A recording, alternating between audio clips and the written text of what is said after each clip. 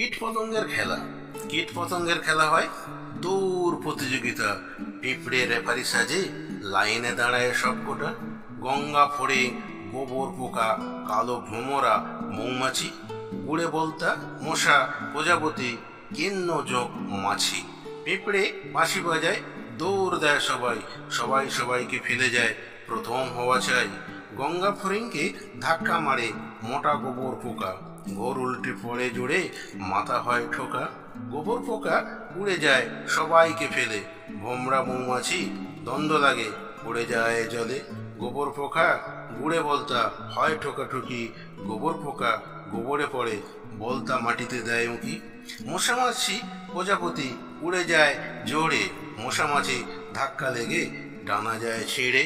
প্রজাপতি একাকী উড়ে যায় আকাশে, মন হয় নাচানাচি আনন্দেই ভাসে। এবার সে প্রথম হবে ভাবে প্রজাপতি, আকাশে পাখির ঠোঁটে থেমে যায় গতি। মাটিতে এগিয়ে চলে জোঁক আর কেন্ন, এদের চলার ভঙ্গিমা অবিরল ভিন্ন।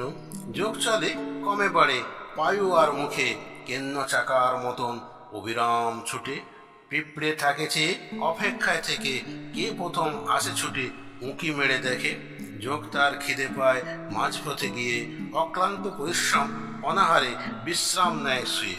এদিকে কেন্ন ছোটে গড় গড় করে, ঢিপিতে ধাক্কা খেয়ে চাকা যায় সরে। একে একে সব ফিরে প্রজাপতি ছাড়া, কীটপতঙ্গের খেলায় সব হলো হারা।